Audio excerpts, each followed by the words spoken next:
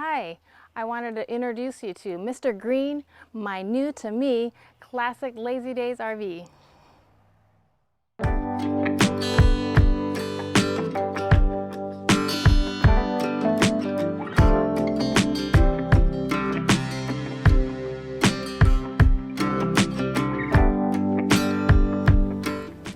Hi, thank you for watching this video. I'm assuming since you tuned in that you are interested in Lazy Daze RVs, and they sure are nice. After doing some research on RVs, I found that they are very well respected and very, very well built. That's what they're known for.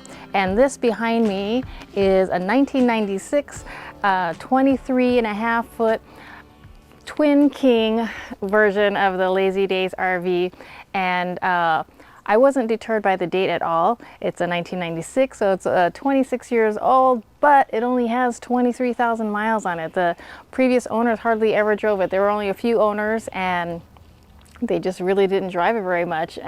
So it's in really great shape. Of course, there are things to fix, and I'm gonna enjoy having this as my summer project, but just a little bit of a backstory. My father recently passed away, and you know, it's nothing like suffering a loss like that that makes you really look at your life and reprioritize your life, and really puts things into perspective. And I've owned RVs before, but because of life circumstances, I ended up having to lose some of them. I've had 2 RVs, and it was always a goal and a dream to own one again. And you know, I always said, oh, someday I'll have one, or when I retire, I will have one. And it wasn't, until my dad died that made me realize that, you know what, you may never get a someday. And it's not even just about dying. It's like not being able to travel, or if your health isn't good, it's not good enough to be able to travel, or maybe your financial situation will change unexpectedly. All kinds of reasons why you might not be able to do or fulfill a goal or dream that you had. And so after he passed, I decided, you know what, I don't want to wait anymore. I'm just going to go out and get an RV and start on this journey that I've been wanting to do. And so I started looking, and I found this one. And as soon as I saw it, I just fell in love with it. I love the retro styling of it. And if you were to go get a new one today, they look almost the same. They really haven't changed the styling much at all. And I just love the color of it. And it was local, and it only had, like I said, 23,000 miles. So I just felt like this was meant for me. And I went and got it, and I'm so excited. Like I said, there's definitely some things that I need to fix, and I want to update the interior, but I'm really going to enjoy this project over the summer, and I hope that you guys follow along with me and join me on this journey, and offer some tips or comments or suggestions while I go through this process of getting things updated. But today I'm going to give you a little tour of what it's like as is. This is I haven't done anything to it yet, and so I just want to show you what the before of this RV, and I've named him Mr. Green. I know a lot of people name rigs like female names, but I don't know, there's like a masculine vibe to him that I just felt, and so I figured Mr. Green is a perfect name. Okay, so here's I'm going to do a little exterior tour of this first. Like I said, this is from 1996, but if you were to go and look at their catalog now, the Lazy Daze RVs, they really haven't changed the styling or the look of them very much. I mean, it looks very similar to this already. It has a very distinctive look, but that's what really attracted me to it, and it's what made me fall in love with it. One thing I learned about them right away when I started looking into them is that they are very, very well made and highly regarded in the RV industry.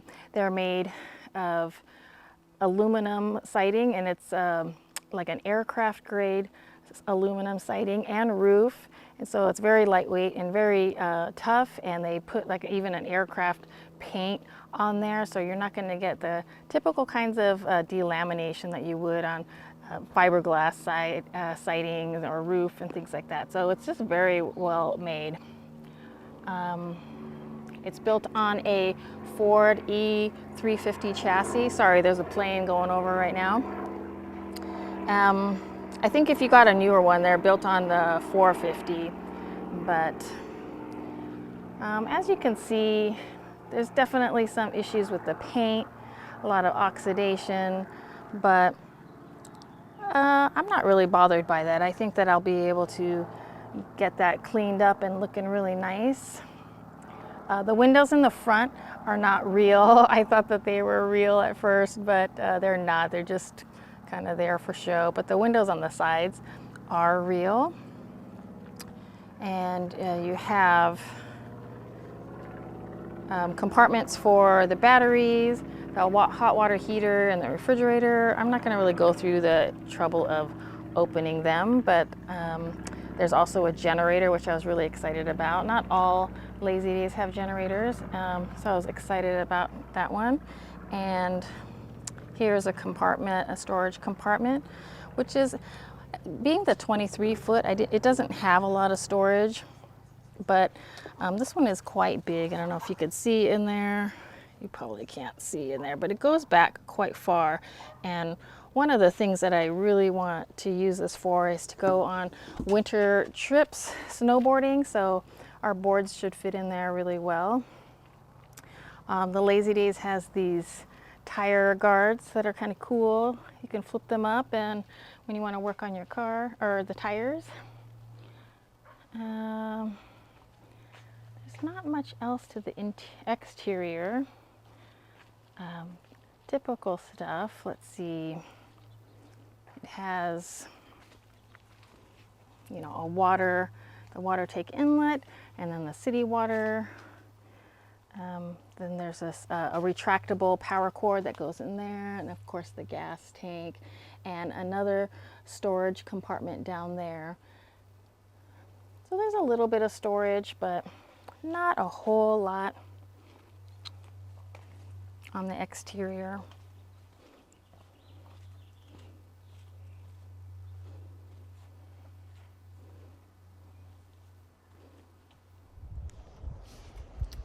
Let's go inside.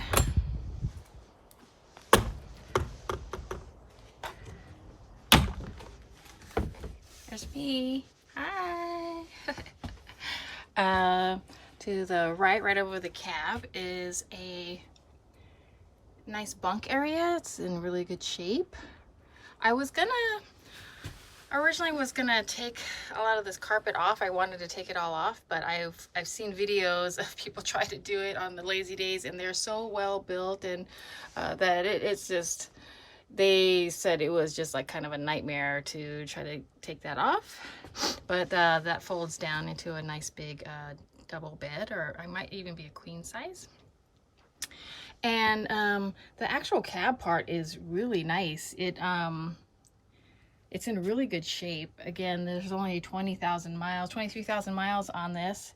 And so a lot of the, you know, on older cars, a lot of the things are broken, like things like this, but this is all in really great shape, and it has like a nice cup holder for and a big surface. It's quite big, and everything works and everything is there. There's no like missing parts or anything like that.